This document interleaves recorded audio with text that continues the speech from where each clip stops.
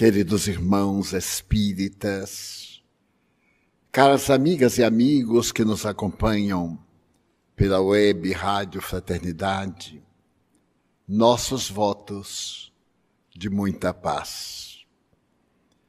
Em uma análise histórica, Will Durant, escrevendo a respeito da humanidade, em uma obra constituída por 40 volumes e assessorado por 40 historiadores, no pós-fácil, assevera que a humanidade não aprendeu nada.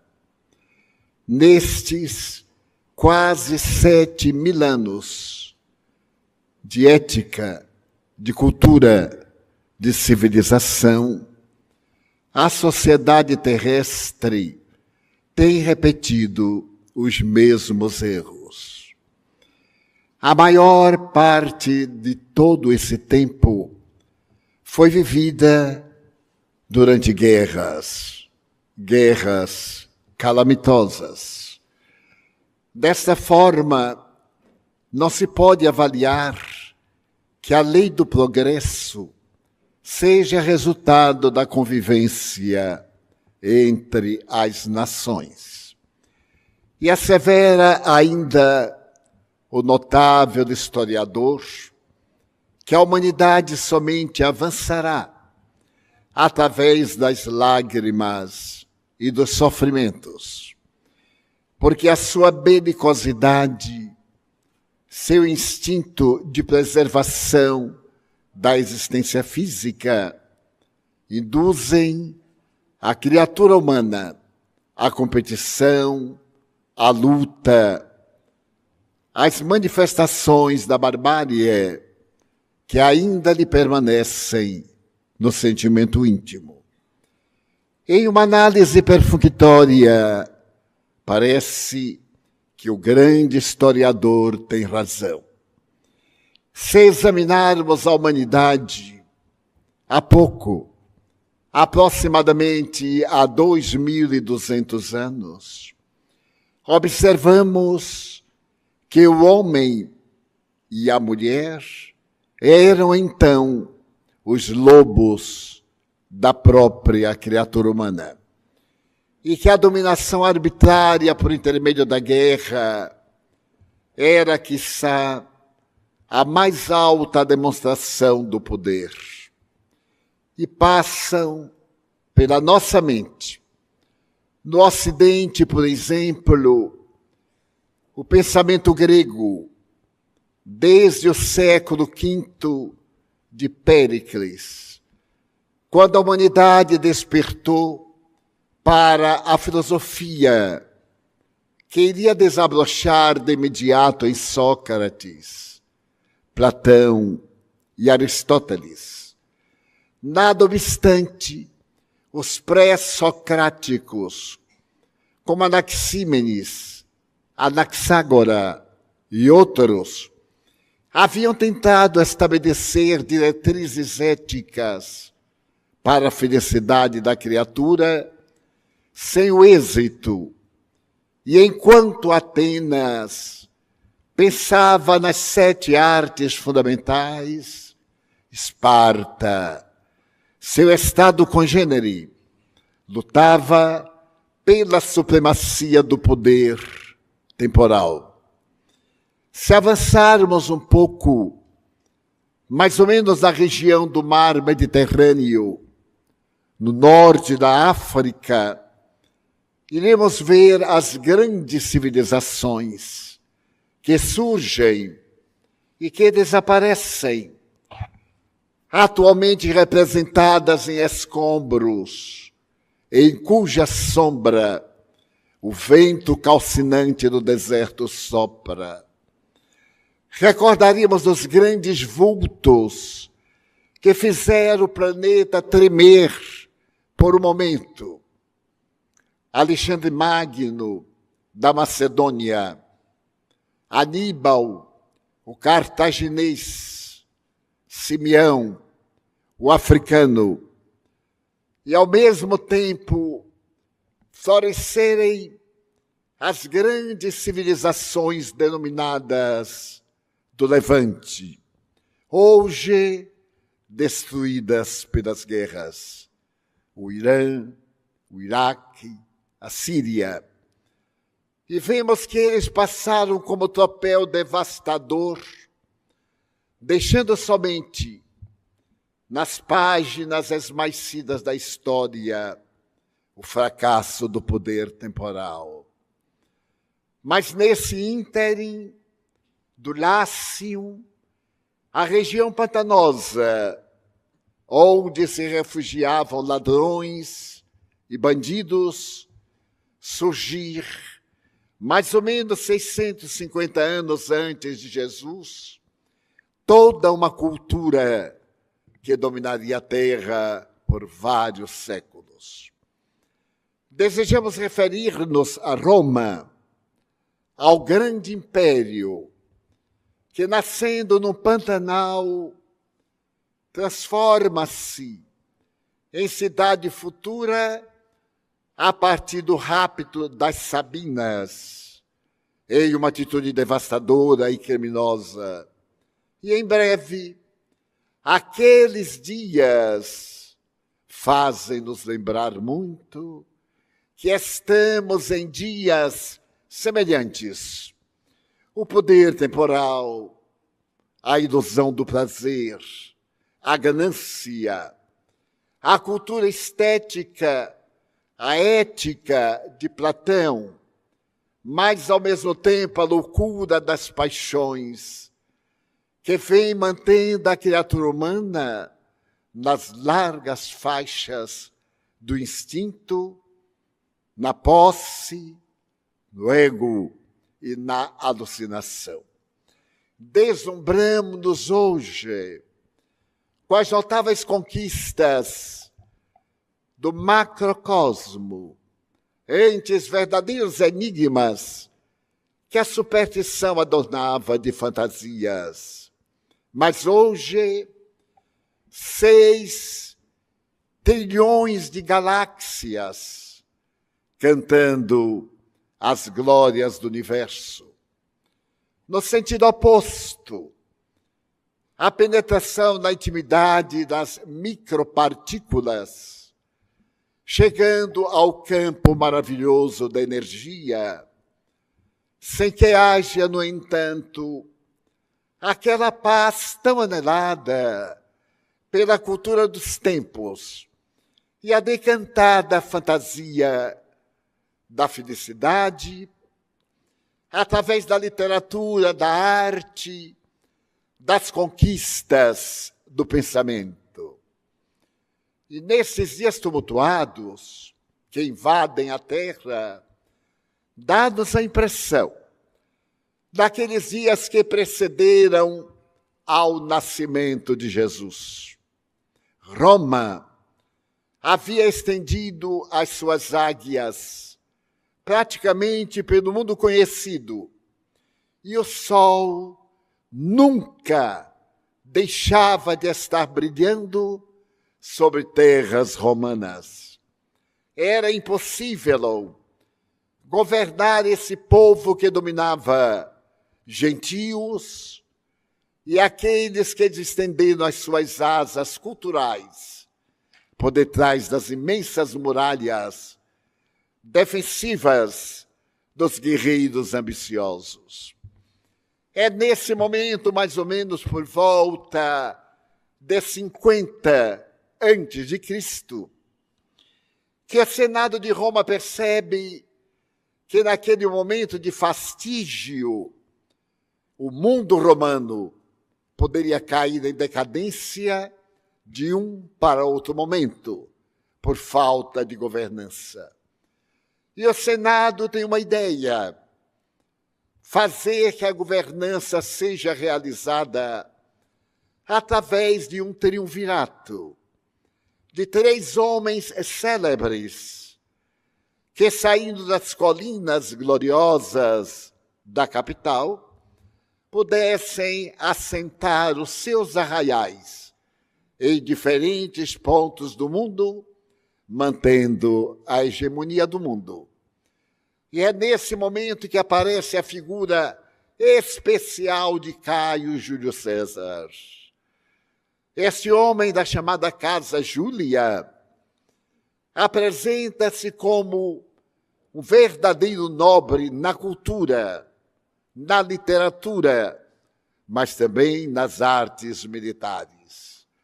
Enquanto ele escreve As Quatro Idades, ele pensa na travessia do rio Rubicon para conquistar o mundo.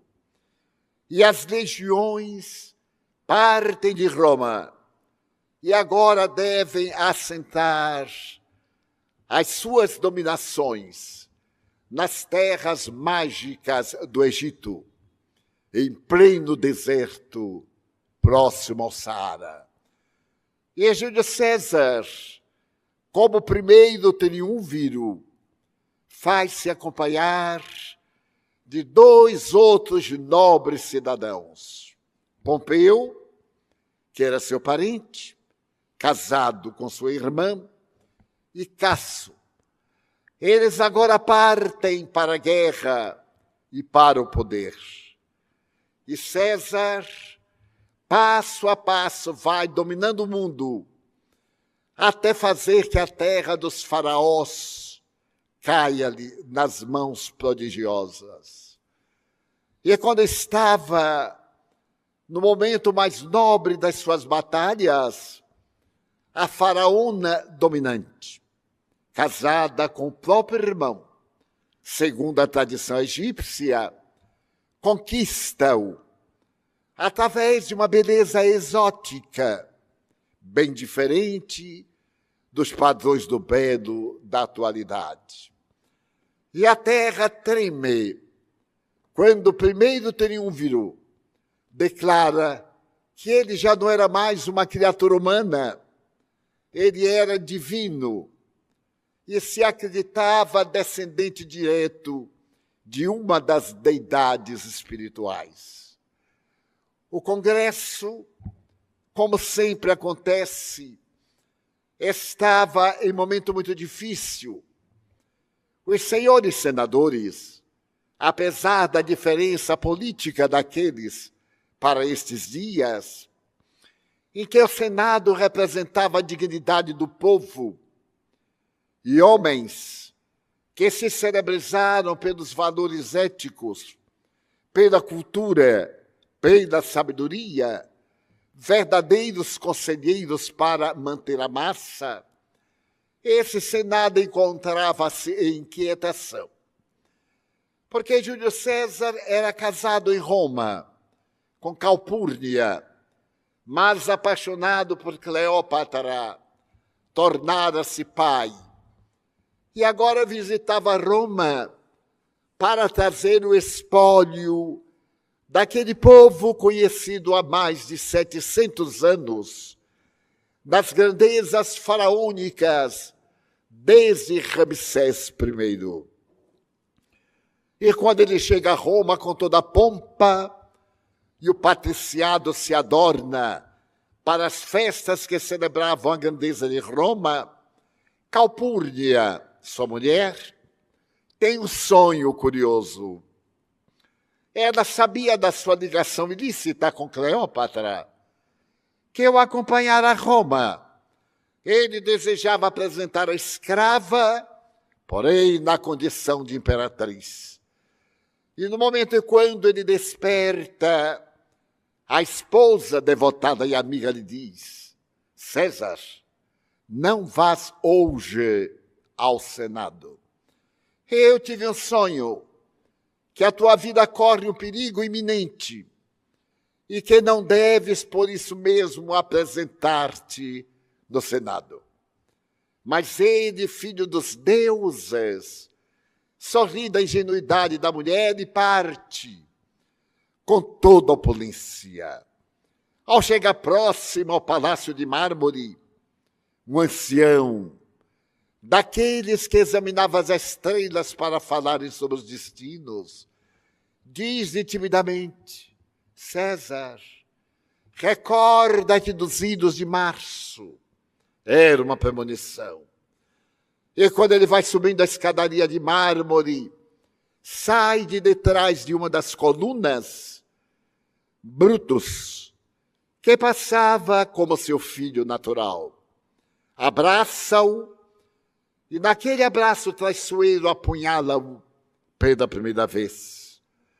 Logo, os demais senadores acercam-se-lhe e o apunhalam mais de 30 vezes, assassinando o homem que, de alguma forma, governava o mundo. É curioso notar que, naquele instante, a humanidade deve iniciar um périplo diferente na história dos tempos. Porque Cleópatra foge de volta ao Egito. César é sepultado. Naqueles dias, em uma pequena região na Ásia Menor, Pompeu conquista a Palestina e, considerando a rebeldia do hebreu, entrega a governança daquela terra sempre hostil à Síria, hoje destroçada pela guerra. E o Império Romano começa a entrar em decadência. Pompeu volta, Crasso abandona tudo e a anarquia toma conta de todo o império no mundo. De imediato se convoca um novo triunvirato.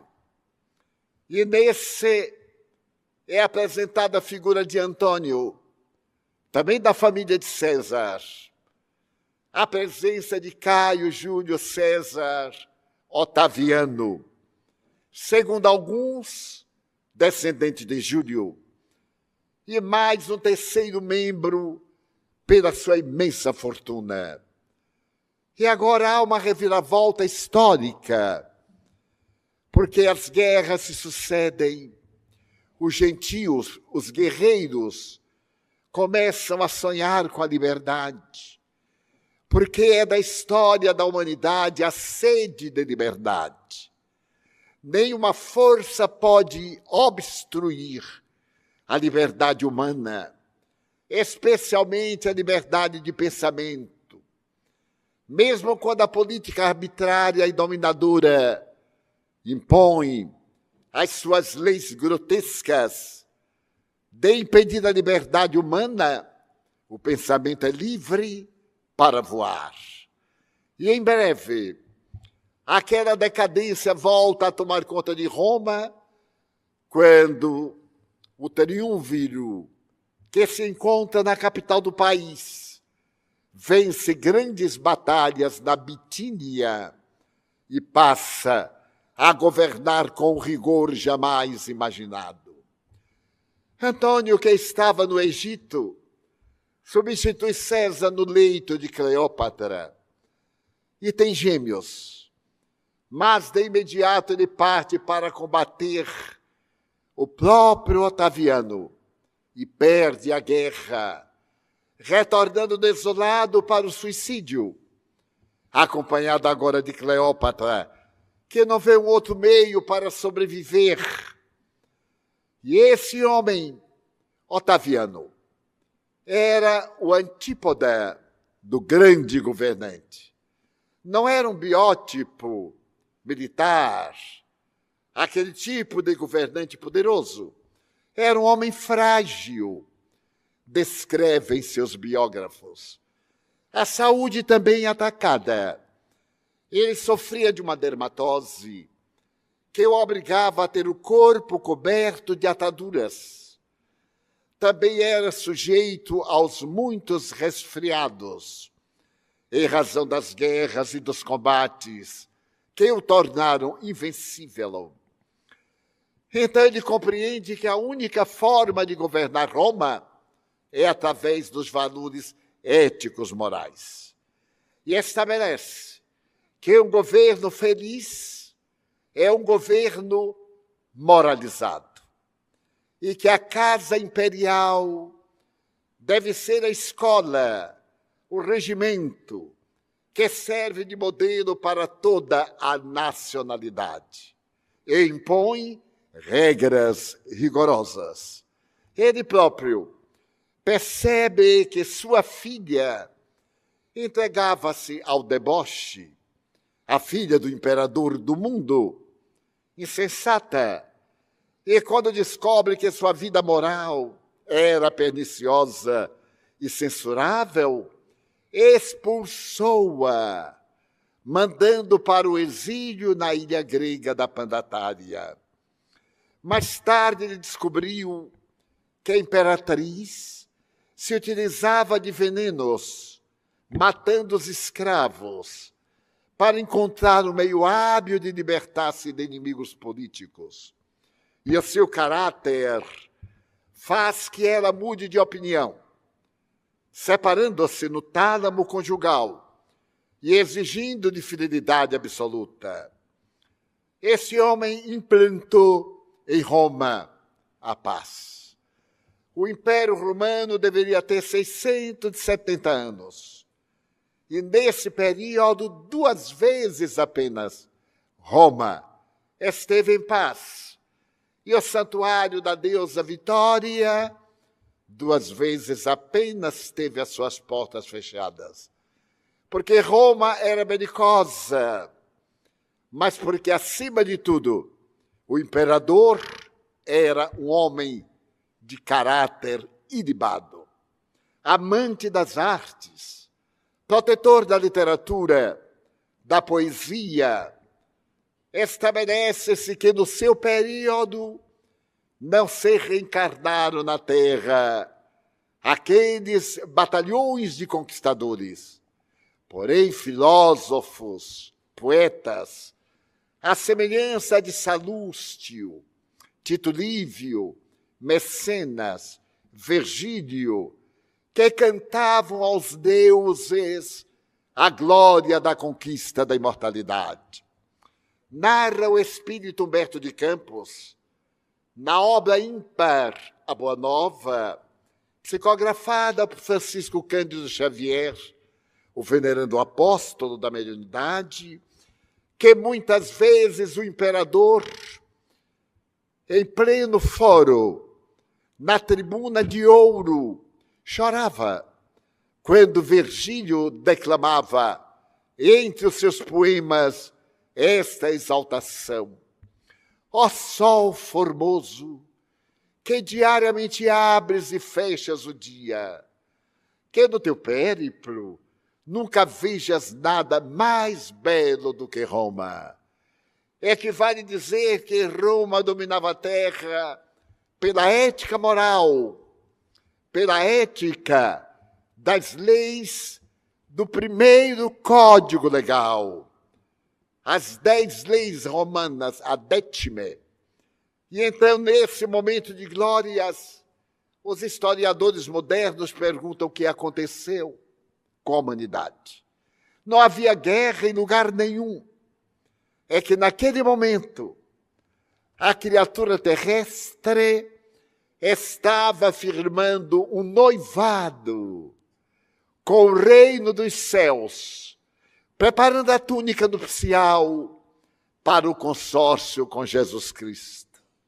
É nesse momento que historicamente nasce, em uma gruta de calcário, próxima a Jerusalém, 7 quilômetros, e ali na terra de Judá, pelas tradições, aquele homem que o notável Ernesto Renan, cientista, filósofo, escritor, poliglota, denominará como o maior vulto da humanidade em todos os tempos.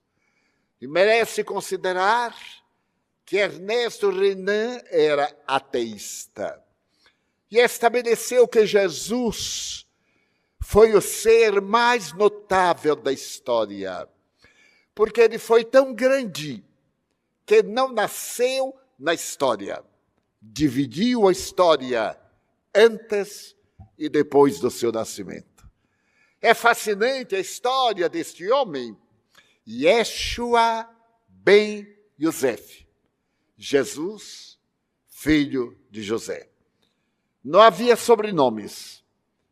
Era desta forma que Israel distinguia as suas pessoas.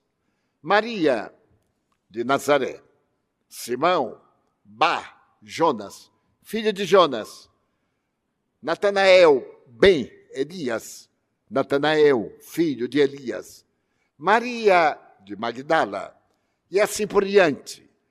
E aquele berço em uma gruta de calcário, onde se resguardavam os animais, no mês de abril, possivelmente entre 4 e 5 de abril, aquele homem, em uma criança, irá tornar a história da humanidade um repto para a própria inteligência da humanidade. Muitas vezes se confunde a data de nascimento de Jesus, que foi trazida pelos cristãos primitivos para o mês de dezembro. Mas ele nasceu historicamente no mês de Nisan, março, abril. Em um período mais ou menos frio, em uma noite transparente de céu infinitamente azul, e de estrelas como diamantes incrustados no cosmo. Mas por que a humanidade celebra hoje, no mês de dezembro? Por uma questão histórica. Entre os dias 20 a 25 de dezembro, comemorava-se o solstício de inverno europeu. Equivalia a dizer o dia mais curto do ano, por causa do inverno. E em Roma, isso era 25 de dezembro. Era uma festa dedicada aos deuses, principalmente Baco, o deus dos vinhos, e os demais gozadores. E era uma festa chamada Bacanal, tão gloriosa que até os escravos recebiam liberdade naqueles dias para as extravagâncias, também chamadas saturnais, em homenagem ao deus Saturno. E eram festas vulgares. E quando o cristianismo tomou conta de Roma, os primeiros bispos, denominados pais da igreja, estabeleceram que aquele período era de barbárie, de concupiscência, de banalidade, e desejaram apagá-lo da história, e conceberam que, se trouxessem a data de Jesus para dezembro, a humanidade olvidaria as bacantes por uma data religiosa. E assim fizeram. Mas a humanidade é muito especial. Durante muitos anos, desapareceram as saturnais. Mais tarde, em plena Idade Média, Veneza começa o baile de máscara. As primeiras fantasias. Mais tarde, a Côte d'Azur, em França, estabelece o prazer. Portugal e Espanha criam os entrudos.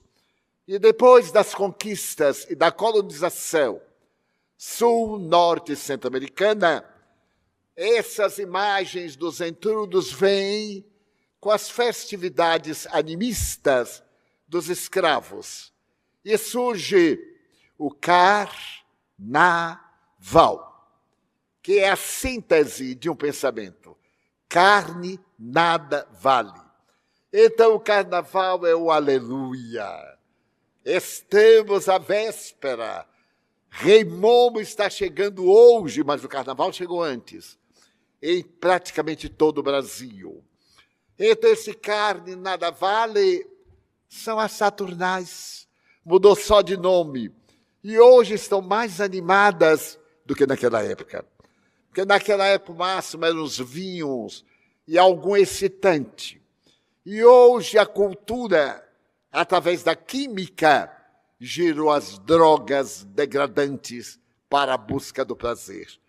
Então, não adianta mudar a data do nascimento de Jesus de abril para dezembro, porque tanto dezembro, na sua data de aniversário, se trouxe Papai Noel.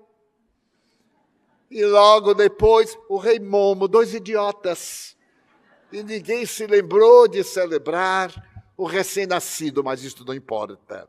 Nasce este menino em abril e a humanidade nunca mais será a mesma. Ele tem uma vida normal. Ele nasceu em Betlehem de Judá, que era uma cidade da tradição, das profecias. O Messias nascerá nas terras abençoadas de Judá.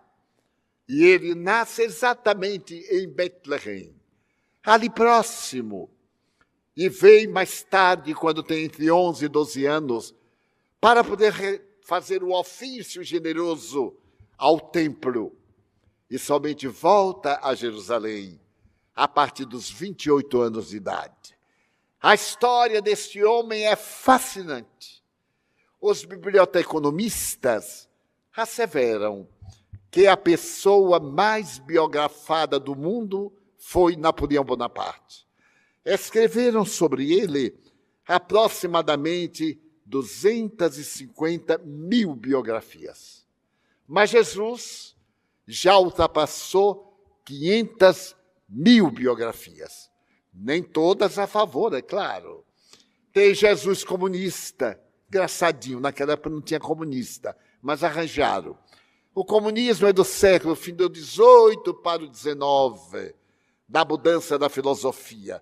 Mas tem, eu li Jesus comunista, o Jesus socialista, o homem de Nazaré, 500 mil biografias. Então ele é um homem que incomodou a história em todas as épocas. A Biblioteca do Senado americano assevera que é o ser mais difícil de ser interpretado biograficamente, porque tanto existem centenas de biografias favoráveis como contrárias, e isso é muito bom. Ele era tão notável que incomodou aos desocupados, aos vadios, aos ociosos, que se voltaram contra ele, como hoje. Toda vez que alguém se destaca da massa, nós vemos as referências nas comunicações virtuais, no Face. Lá está ele no Face. Ele se torna uma figura feiçada, etc. E logo depois, aí estão as comunicações perturbadoras, as colocações mais absurdas. Jesus também experimentou a mesma coisa. Ele nasceu na terra. E aí, ele experimentou as mesmas acusações que nós hoje vemos nas manifestações e mensagens mentirosas. E a coisa ficou tão séria hoje que nós não sabemos mesmo mais como viver. Eu me encontrava ontem na cidade de Cascavel, em São Paulo, e cheguei a Salvador para poder dar um pulinho aqui, porque Salvador, Ceará, é um pulinho, afinal, baiano é cearense cansado. Era o cearense que ia para São Paulo, chegou no meio, cansou, ficou lá na Bahia. A cabeça grande, tudo direitinho, ficou lá na Bahia. E então me disseram, não viaje. Eu adoro essa gente assim, patética. E eu disse assim, por quê? Porque o Ceará está em guerra. Eu digo, então eu vou para a guerra. Mas qual foi a guerra? É que a polícia isso e aquilo outro, na hora que saltar do avião é capaz de lhe matarem. Eu já me vi o Joano d'Arco do Espiritismo, assassinado ali na saída do avião. Eu digo, olha, mas como na minha idade morrer não faz diferença, eu até que já estou demorando muito, deixa eu morrer heroicamente. Meu Deus, eu saltei, não tinha ninguém. Fiquei tão decepcionado. Tinha-se umas gotinhas de chuva para lá, para cá, mas cada um tem a recepção que merece. Muito bem. Então é a Face New, tá? Fake New. As mentiras, eu adoro essa palavra inglesa. Fake. Agora, quando você mente para mim, Eu não mais desmoralizo. Mendacidade, não, digo, fake, meu bem. É mais chique. E todo mundo sabe que é fake e não sabe que é mendacidade. O indivíduo mendaz é mentiroso. A gente tem a velha palavra. Mas muito bem. Daí Jesus tem todo esse aspecto. Mas ele é tão fascinante que cada dia ele é mais conhecido do que antes. No tempo dos Beatles, John Lennon, no auge de um momento de drogas, segundo a imprensa, declarou um jornalista: nós, os Beatles, somos mais importantes do que Jesus Cristo. E os religiosos ficaram muito ofendidos, porque a verdade sempre lhes agrada. Eram mais conhecidos do que Jesus Cristo, porque eles venderam milhões de discos aos maometanos, e não foi vendida nenhuma Bíblia aos maometanos. Desta forma, eles eram famosos, mas morreram, ficou somente Harrison, outro, e Jesus está firme, cada dia mais firme, apesar do Portal dos Fundos, que lançou um filme recentemente, e ele ficou ótimo, firme, belo. E é sobre este homem que nós vamos entretecer algumas considerações. Na história da literatura e da psiquiatria, a doutora Hannah Wolff, essa psicanalista alemã, importantíssima, escreveu uma obra dedicada a Jesus. Jesus, psicoterapeuta. Porque é o homem que criou a maior psicoterapia que a humanidade jamais tomou conhecimento. A psicoterapia do amor. Nós experimentamos as psicoterapias mais variadas, desde as agressivas, de esmurrar um travesseiro, de gritar na janela e dizer palavras chulas, até aquela outra da infelicidade, da depressão. Mas Jesus é o psicoterapeuta do amor, hoje reconhecido como a melhor maneira de gozar saúde. Quem ama é saudável. Quem ama é bonito. Quem ama não faz depressão. Quem ama conquista-se. E ao se conquistar, conquista ao mundo. E Jesus é o terapeuta. É o único personagem da história da humanidade que lança o amor como a base essencial da vida. Se, por exemplo, nós meditarmos a respeito de Siddhartha Gautama, o Buda, 900 anos antes dele, ele prega a compaixão.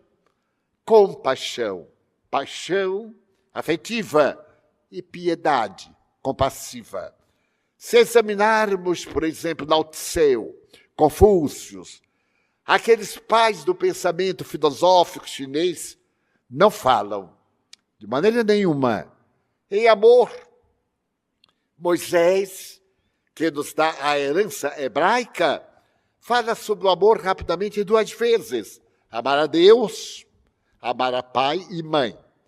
Jesus é tão audacioso que fala amar àqueles que nos odeiam. Porque todo mundo que odeia é psicopata. É um transtorno de natureza esquizoide. É uma mania de perseguição interior, e então ele transforma o sentimento na ira, na revolta, no ódio. E está demonstrado cardiologicamente que a maioria das enfermidades cardíacas tem origem na emotividade dos indivíduos. E hoje o Instituto de Cardiologia Nacional e Mundial recomenda o outro, que toda vez que nós apresentarmos uma cardiopatia, deve-se examinar qual é a causa psicológica. Qual foi a razão do sentimento? Quais os inimigos que nós temos? Em um livro escrito por um judeu, intitulado Por que pessoas boas sofrem tanto? É o título do livro. Ele narra, por exemplo, na sinagoga de Manhattan, que era médico e vai ter um filho portador de uma doença das mais perversas do mundo. A criança não cresce. No entanto, a sua idade, aos 5 anos, é de um homem de 40 anos. Aos 15 anos, é um homem de 80. E morre de velho aos 15 anos. Então ele vivia desesperado e perguntava, mas eu sou pastor, eu sou rabino. Pela manhã eu faço um batizado, à tarde eu faço um féretro. Porque pessoas boas sofrem. E a sua doutrina, que não tem a reencarnação para explicar a lógica, não dá a terapia conveniente. Então ele narra uma experiência muito curiosa, de que ele vai ficando à porta da sinagoga, tentando encontrar alguém que o ajude na terapêutica para o seu filho. E um dos mais notáveis cardiologistas norte-americanos, ao escrever um livro, O Sentimento do Perdão, ele fala com propriedade que um amigo seu íntimo apresentou uma problemática cardíaca e pediu-lhe para fazer uma cirurgia em campo aberto no passado, em peito aberto. E ele, então, conversou e disse, não faça a cirurgia. Porque o seu problema cardíaco é do seu temperamento. O que é que você fez de errado ultimamente? Ele disse, bem, eu estava na sinagoga e o nosso rabino é inexperiente. Eu me revoltei, porque ele não tem condição de ser rabino em Manhattan. Todos nós temos mais cultura do que ele. Então eu humilhei publicamente. Ele estava substituindo um velho rabino. E fiquei com ódio dele até hoje. E que fez o rabino? Humildemente silenciou. Pois bem, eu só farei a cirurgia a você se você voltar à sinagoga e de público pedir perdão ao rabino. Porque o rabino não tem culpa do seu mau temperamento. Ele pode não ter cultura, mas é a função dele. Você tem cultura, mas não tem caráter. Então, cada qual tem uma área em que ele é forte e outra em que ele é frágil. Então, o amigo diz assim, morro, mas não lhe peço perdão. Então, vai morrer, meus parabéns. Vou preparar o atestado de óbito e fico esperando a data. E ele foi a outros cardiologistas em Manhattan e todos se negaram, porque o seu sentimento de rancor era responsável pela problemática cardiológica. Depois de um mês, sentindo muitas dores, ele disse, mas nós somos amigos íntimos, somos irmãos. O que é que eu tenho que fazer? Pedir perdão. Mas então eu vou chamá-lo e vou pedir perdão à parte. Não, vai pedir de público, porque você humilhou de público. E pede à parte e continua você com vantagem. Tem que pedir perdão de público. Então eu não peço. Problema seu. O problema é seu. E ele foi piorando.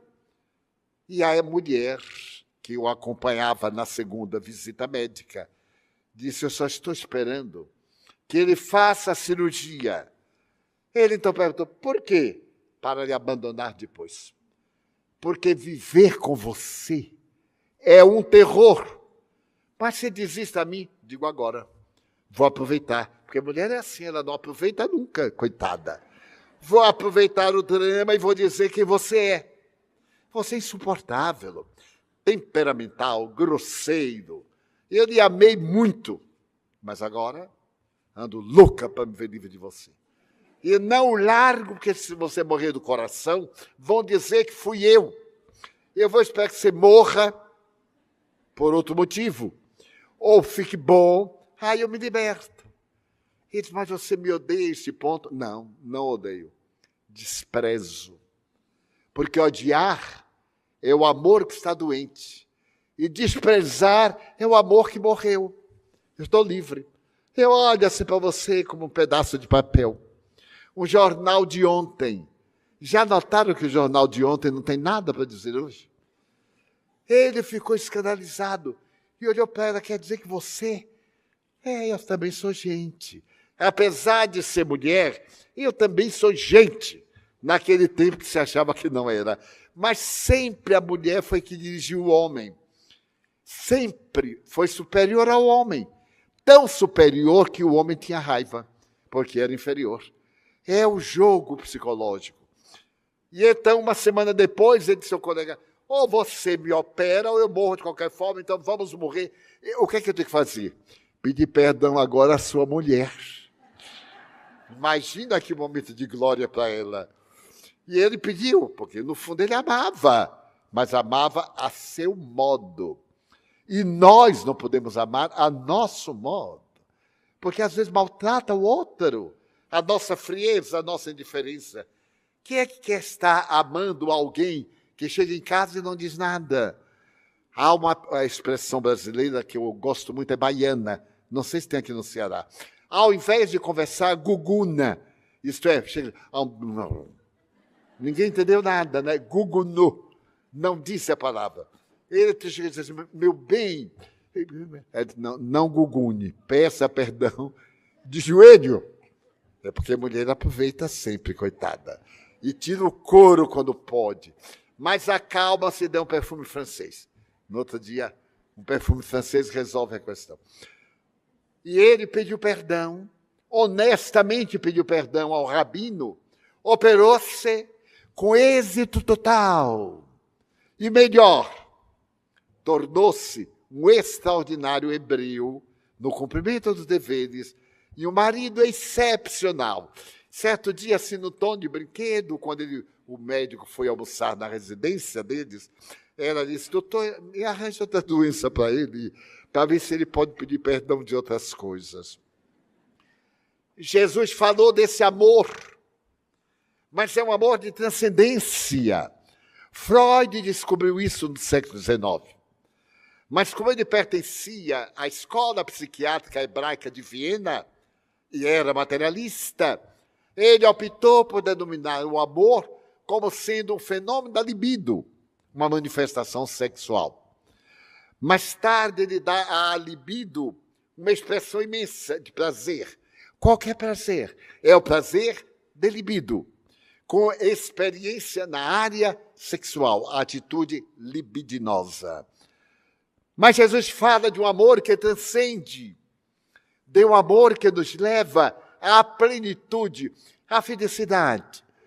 Quando ele estava sendo julgado no pretório, Pilatos, que era um covarde, representava César, a quem temia, vai julgá-lo. E a sua esposa, de Pilatos, diz, cuidado com este homem. A noite inteira ele me perseguiu em sonhos. Olha que fenômeno. Fazendo lembrar o sonho de Calpurnia, porque a mediunidade é uma faculdade neutra, é um sexto sentido que todas as pessoas possuem, como assinava o emérito fisiologista francês Charles Richet. E é como estabelece Allan Kardec o nível dos médiuns. É uma faculdade orgânica, que Richet chamará o sexto sentido, e que Allan Kardec denomina como mediunidade, faculdade de que está entre dois pontos, em duas vibrações. Ela diz a ele, cuidado com esse homem, ele me perseguiu a noite inteira. E Pilatos, que era covarde, teve medo. E tentou salvá-lo, mas não teve coragem de enfrentar o sinédrio, os traiçoeiros, aqueles indivíduos hipócritas que cuidavam mais da roupa do que do caráter, a roupa branca e o caráter como um túmulo cheio de cadáveres. Então ele estava amarrado, havia sido lapidado, 72 chibatadas, 2 que o chibatearam nas pernas e no torso, nas costas, para poder a hemorragia preparar para a morte. E estava enfraquecido, as mãos atadas às costas. Então Pilatos tinha curiosidade de ver a audácia deste homem, que não curvava a cerviz, que ali estava belo, apesar de toda a face marcada pelos hematomas. Então, Pilatos disse, tu és rei, os teus anjos virão libertar-te. E ele disse suavemente, rei eu sou, mas não é deste mundo. É de uma outra dimensão. É de uma dimensão que somente as mentes avançadas podem penetrar. Como hoje, na física quântica, na biologia, na química profunda, nas matemáticas, nem todos nós podemos penetrar as sutilezas, nem Einstein.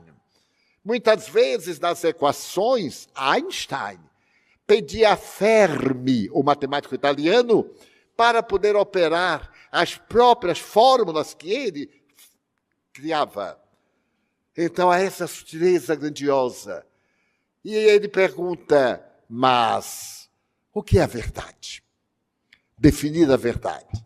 Hoje, psicologicamente, nós sabemos que há 3 verdades. A minha verdade, aquilo que eu alcanço, que é a minha verdade, a sua verdade, porque cada um de nós tem um nível de consciência. Cada um de nós vê qualquer coisa com as tintas da sua consciência e não da consciência alheia. E a verdade que paira acima de nós, aquilo que seria a verdade real, nós expressamos a verdade relativa. Há até uma imagem muito curiosa a respeito da verdade ou da religião. Conta uma lenda que Deus pegou um espelho e jogou sobre a terra. E o espelho, ao cair, quebrou-se. Então, cada pessoa pegou um pedaço do espelho. Pegou um pedaço da verdade. É a sua verdade, mas não é a verdade inteira. Não é um holograma. E a verdade absoluta é a transformação do ser para melhor. Quando ele pode refletir a bondade, a justeza, como Allan Kardec descreveu o Evangelho segundo o Espiritismo, no capítulo O Homem de Bem. Ele define com a magia literária impressionante. Pois bem, quando Pilatos lhe pergunta o que é a verdade, ele não responde, porque aquele homem era um guerreiro, era um administrador de Tibério César. O que é que ele entendia de filosofia transcendente? Jesus olha para ele e olha para o infinito. Então um soldado, servil e vulgar, desejando ser agradável ao seu esbirro, ao seu chefe, dá uma bofetada na cara de Jesus. Achou que Jesus desrespeitou a autoridade. Então Jesus tranquilamente não reage. As mãos para as costas atadas, a cabeça balança, e ele se volta para o atrevido covarde, porque bater na cara de um homem é um ato de covardia, e bater no homem amarrado é mais covardia.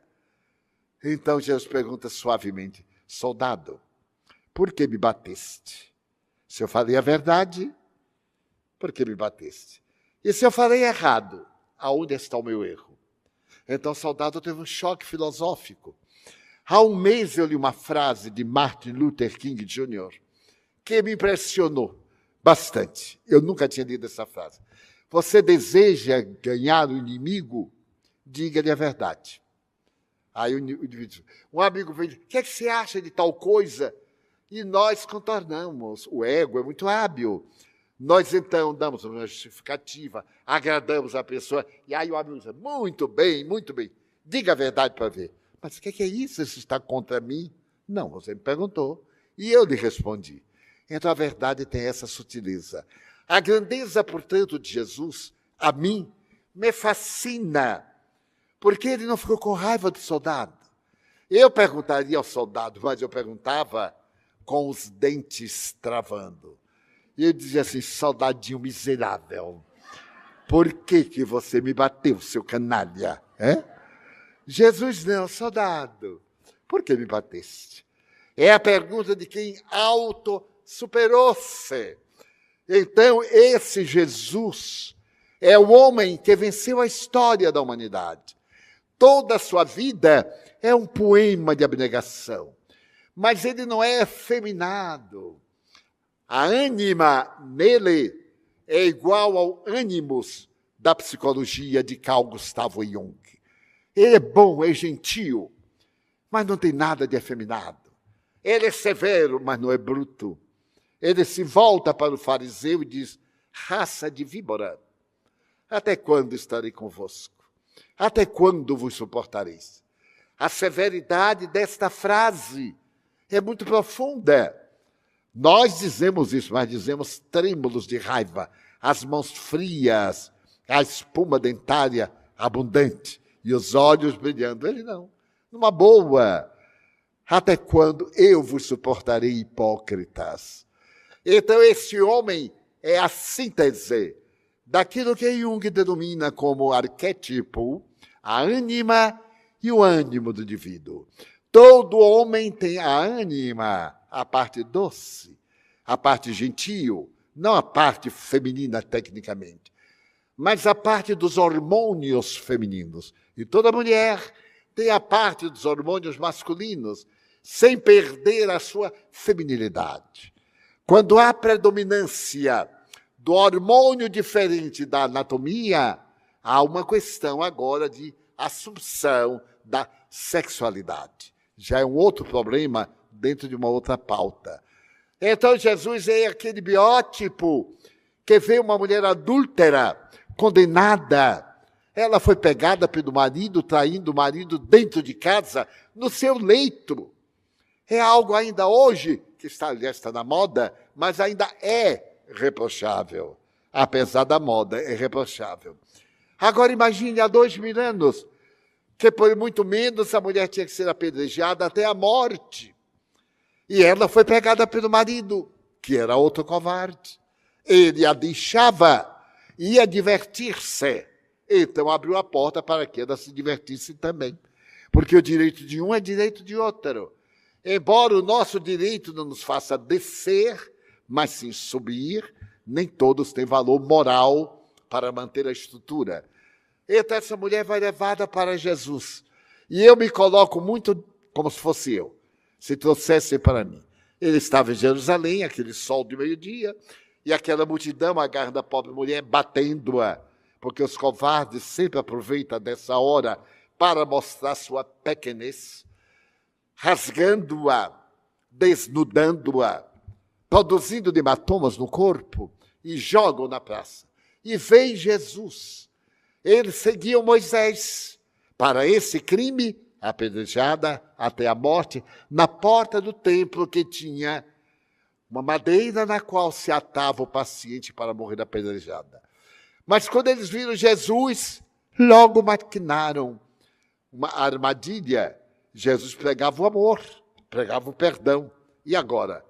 Eles então quiseram pegar Jesus com uma sutileza.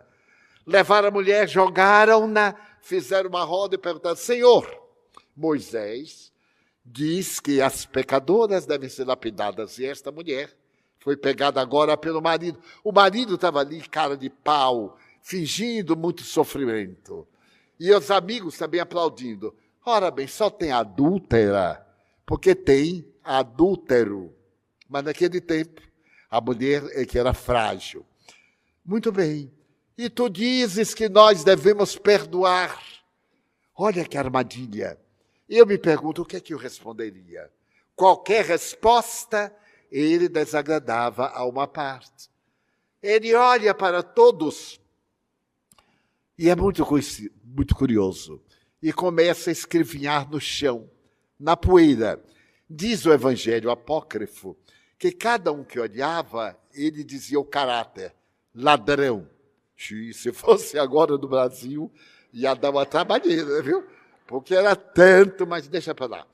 Ladrão. Aí o cara ia sendo. Outra, mentiroso. Outro, falsante. E daí a pouco todo mundo foi embora. E ele perguntou à mulher: mulher, cadê os teus acusadores? Ela olha, não tinha ninguém. Foi embora. O Evangelho é muito curioso assim. Dos mais velhos para os mais moços, que é dos mais velhos tinham mais pecados. Hoje não, pelo amor de Deus. Os mais jovens têm mais pecado do que o veterano aqui, de 92 anos. Então, muito curiosamente, ela disse: Senhor, eles se foram. Notem o diálogo, ipsis verbis. Ninguém te condenou? Não. Então, eu também não te condeno. Porque Jesus, ela deve ser punida.